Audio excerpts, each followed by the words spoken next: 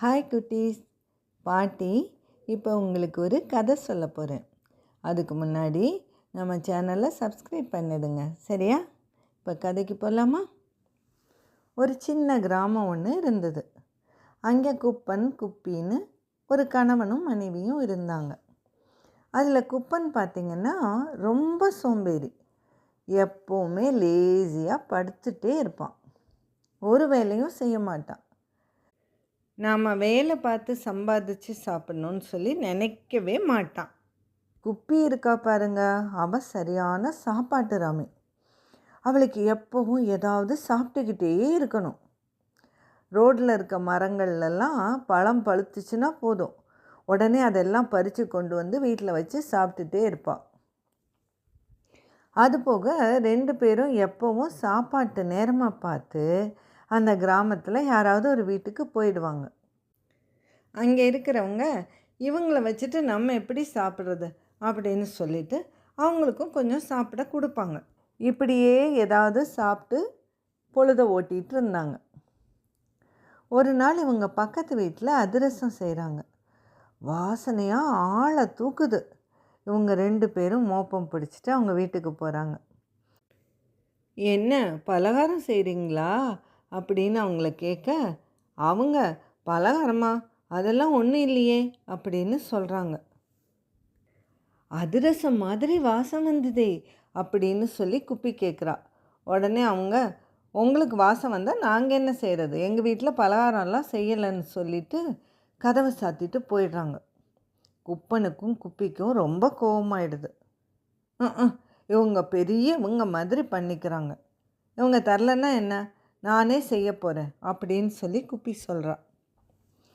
அவள் வீட்டில் அரிசி இருக்குது, நான் எங்கள் அம்மா வீட்டில் போய் வெல்லம் ஏலக்காய் நெய்யெல்லாம் வாங்கிட்டு வரேன்னு சொல்லி போய் வாங்கிட்டு வரா. அதுக்கப்புறம் அடுப்பெருக்கை சுள்ளி வேணுமே, சரி வாங்க நம்ம 2 பேரும் போய் சுள்ளி உடச்சிட்டு வரலான்னு குப்பனை கூட்டிகிட்டு காட்டுக்கு போகிறா. அங்கே அவங்க 2 பேரும் கஷ்டப்பட்டு நிறைய சுள்ளி உடச்சி அதை கட்டி வைக்கிறாங்க. பெரிய கட்டாக இருந்ததுனால அதை தூக்கி தலையில் வைக்க அவங்களால முடியலை.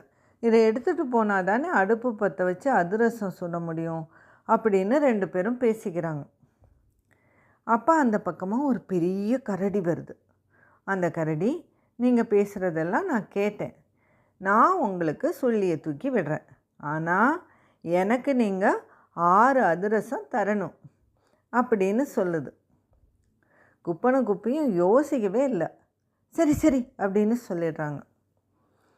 அந்த கரடியும் சுள்ளிக்கட்டை தூக்கி விட்டுட்டு, மறந்துடாதீங்க, எனக்கு 6 அதிரசம் எடுத்து வச்சிருங்க, நான் நைட்டு வருவேன் அப்படின்னு சொல்லிட்டு போயிடுது. குப்பி ஆசையாக அரிசி அரைச்சி அதிரசம் செய்கிறா. அதிரசம் ரொம்பவே நல்லா இருந்தது. அந்த மாவில் மொத்தம் 16 அதிரசம் வந்தது. குப்பன் சொல்கிறான், உனக்கு 5, எனக்கு 5, அந்த கரடிக்கு 6 அப்படின்னு. 2 பேரும் ஆளுக்கு 5 அதிரசம் சாப்பிட்டுட்டாங்க.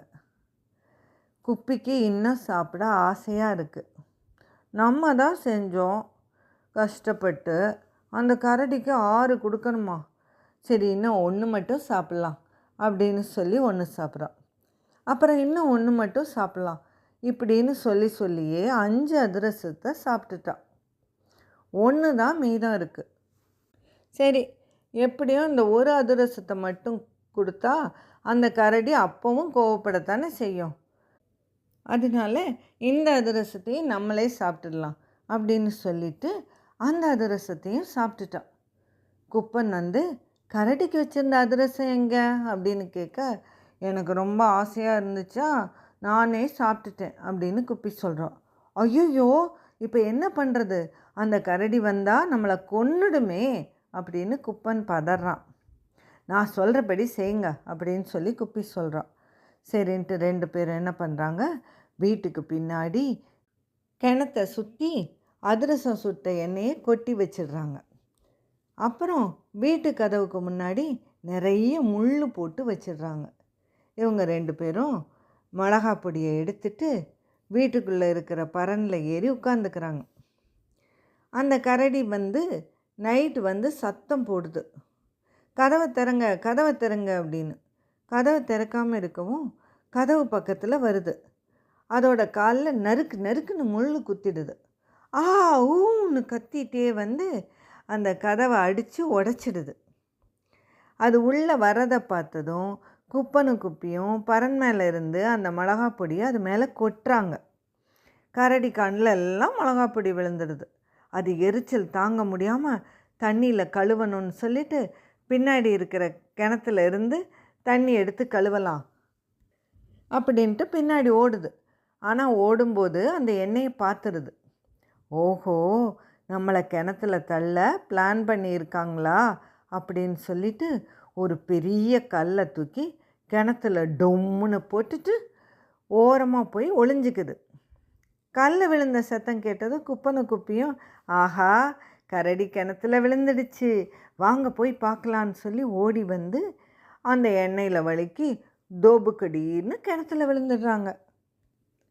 அந்த கரடி இதை பார்த்துட்டு என்னையா ஏமாற்ற பார்க்குறீங்க அப்படின்னு சொல்லி சிரிச்சிட்டு போயிடுது. எப்போவும் நம்ம யாரையும் ஏமாற்ற நினைக்கக்கூடாது. அப்படி நினச்சா இப்படி தான் மோசமான பலன் கிடைக்கும். கதை பிடிச்சிருந்ததா குட்டீஸ்? சரி, எல்லாரும் லைக் பண்ணுங்கள், ஷேர் பண்ணுங்கள், நம்ம சேனலை சப்ஸ்கிரைப் பண்ணுங்கள். தேங்க்யூ, பாய்.